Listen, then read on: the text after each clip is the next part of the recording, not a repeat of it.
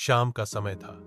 बारिश थम चुकी थी, लेकिन मिट्टी की गंध पूरे आंगन में फैली हुई थी।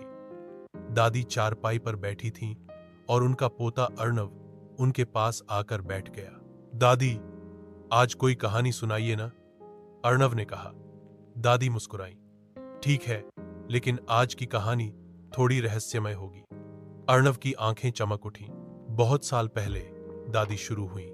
यही इस पुराने घर में एक लकड़ी का संदूक रखा था।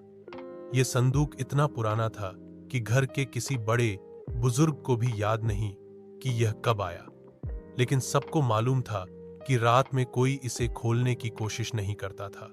अर्णव चौकन्ना हो गया। क्यों दादी? क्योंकि, दादी ने धीमी आवाज में कहा, रात में उस संदूक से अजीब सी आवाजें आती थीं। कभी किसी के चलने की आहट, कभी कांच टूटने की आवाज। लोग कहते थे कि उस संदूक में एक रहस्य छुपा है। अर्णव को यह और दिलचस्प लगने लगा। एक दिन तुम्हारे परदादा, जो बहुत बहादुर थे, उन्होंने ठान लिया कि वह इस रहस्य को सुलझाएंगे। रात के 12 बजे सब सो गए थे। परदादा उठे, तेल का दिया जलाया और धीरे से आंगन में आए। संदूक वहीं पड़ा था। उन्होंने कांपते हाथों से ताला खोला। जैसे ही ताला खुला, ठंडी हवा का झोंका आया और दिया बुझ गया। अर्णव ने घबराकर दादी का हाथ पकड़ लिया। अंधेरे में, दादी ने आगे कहा, उन्होंने महसूस किया कि कोई उनके पास खड़ा है, एक परछाई।